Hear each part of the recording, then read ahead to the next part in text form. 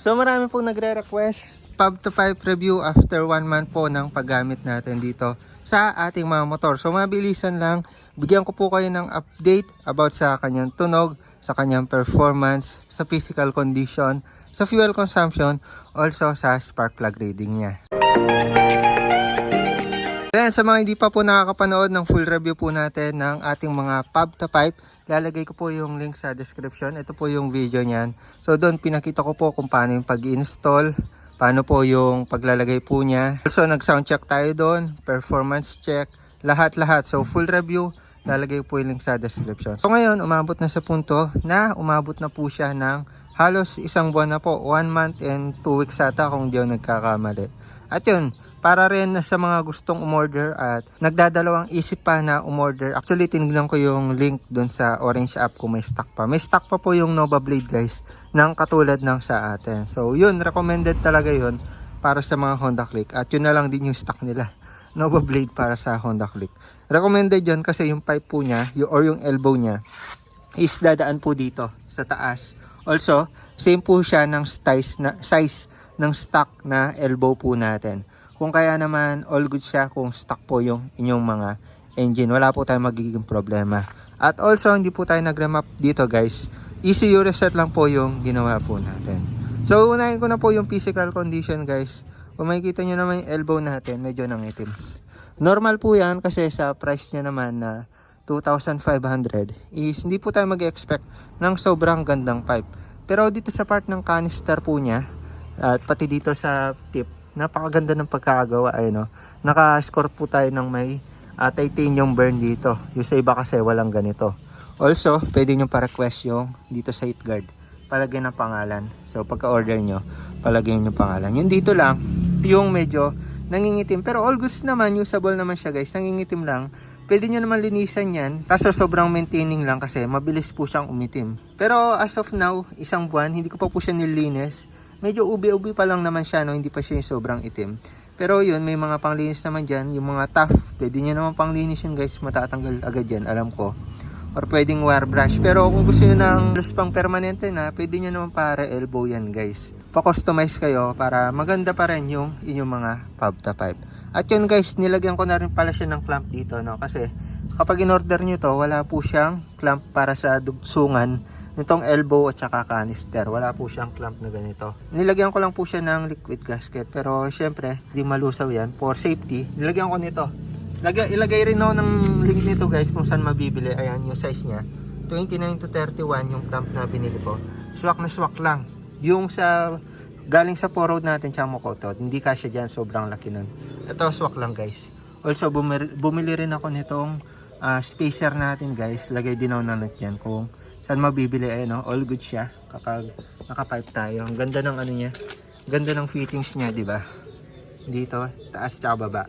Tapos eto spacer, eto galing po yan dito sa ARM natin itong spacer na to. So mga isa't kalahati siguro nito yung kailangan nyo, or pwedeng kahit isa na lang nito guys, kaso medyo malapit lang yung clearance nya dito. Ito kasi sakto na yung fittings nito para yung pipe natin diretso patalikod. Hindi siya tatama dun sa plate number. Ayan guys, so bago ko kayo bigyan ng sound check ulit nya guys, pakita ko muna sa inyo yung fuel consumption, also yung spark plug reading. By the way, binaklas ko na yung spark plug nya kanina guys. Itong Iridium spark plug. So bago natin siya nilagay, sinilip muna natin siya nung galing siya sa 4-road. Medyo halos ganito rin yung kulay niya, no? Medyo brownish din. Konti, hindi siya lino. So kung makikita nyo dito sa picture guys, yung spark plug po natin is nasa normal wear pa.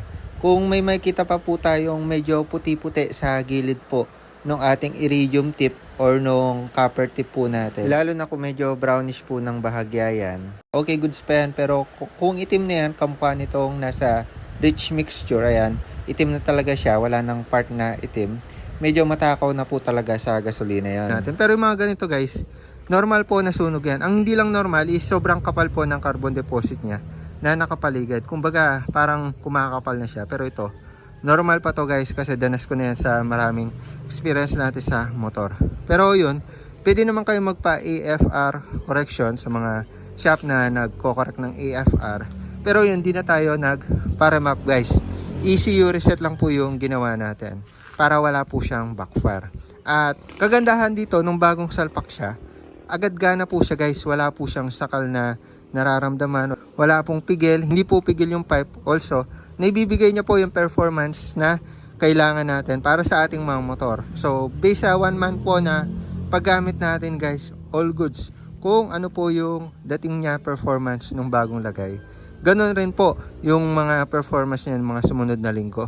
Tsaka sa tunog niya guys, medyo bassy pa rin siya. Para hindi ko mamaya pagkalagay nitong spark plug. Para may update po tayo na sound niya. Pwede nyo pong makompare sa previous video po natin. Tsaka yun guys, sa pag-scroll ko sa Black App, nakita ko marami nang gumagamit niya ng Pab to Pipe. At based sa experience nila, kahit nga daw medyo mura, itong pipe na to, mas okay pa siya kaysa sa mga branded kasi hindi siya sakal at naibibigay nga yung performance na kailangan natin. So magbabanggit na lang din ako ng brand, mas okay daw siya kaysa sa GBT kasi parang medyo pigil pa ng konti. Pero yun, nung na-compare niya dito sa Pabta, is maganda daw yung performance. Kumbaga, nakakahinga na maayos yung motor po natin. So mararamdaman nyo yung ganung pakiramdam kapag responsive yung ating mga throttle guys. Kapag konting piga mo, ano tayo, parang umaalsa agad tayo. Kumbaga, malakas yung ano niya, malakas yung response ng throttle natin doon sa under natin. So may experience nyo rin yung mga ganyan-ganyan guys kapag nag-experiment kayo ng mga ganito, mga pipe, mga setup na ganyan. So yun, para sa akin, all good siya. Hanggang ngayon, 1 month na paggamit natin. Kung kaya naman recommended siya. So yun, marami pang stock sa Orange app guys. Lagyan na lang ng link kung saan nyo siya mabibili. Available na lang yung Nova Blade sa Click, no? So yung mga ibang pipe ng Pabta guys, yung mga Ragnarok, ano pa ba yung mga pipe nila? Medyo malaking elbow nun guys ha. Pero meron silang stock na sa ibang motor. Pero yun, recommended ko talaga tong Nova Blade kasi maganda yung elbow niya. Hindi siya sungaw, hindi siya bulahaw. Saktong-sakto lang yung tunog. Also may certification sila sa Facebook.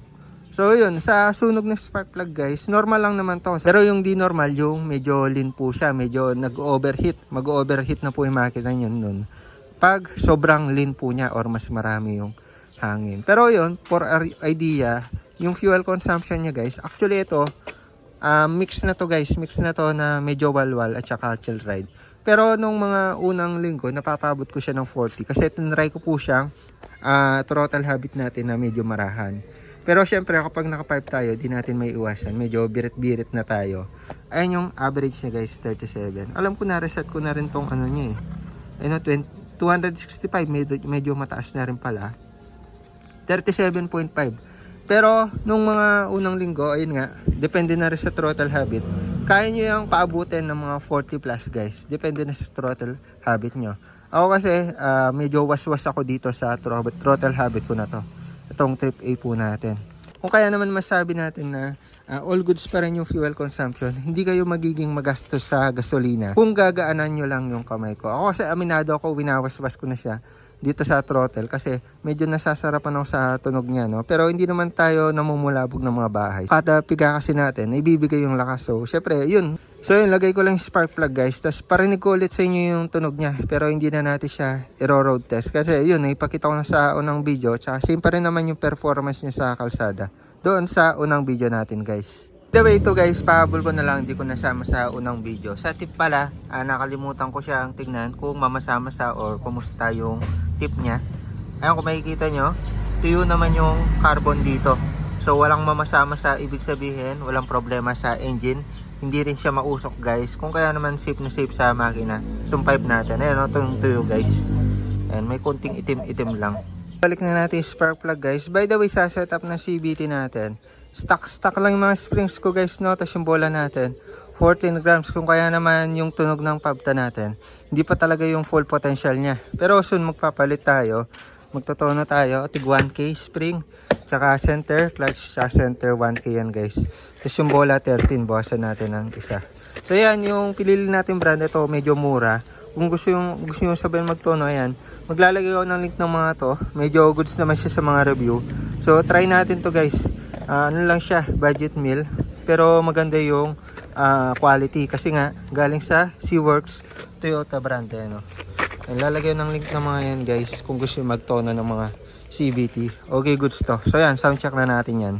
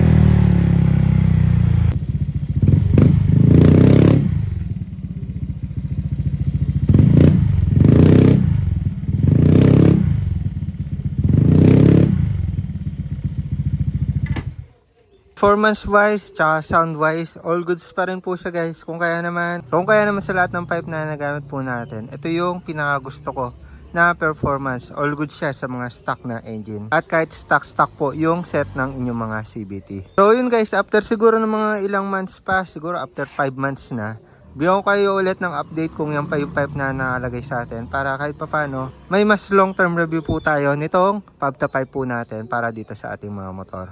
So kung gusto nyo po ng ganitong pipe, ulitin ko, maglalagay ako ng link sa description. At yun lang muna para sa video na ito. The more click, the more you know. Pabta pipe para sa ating mga motor. Bye bye.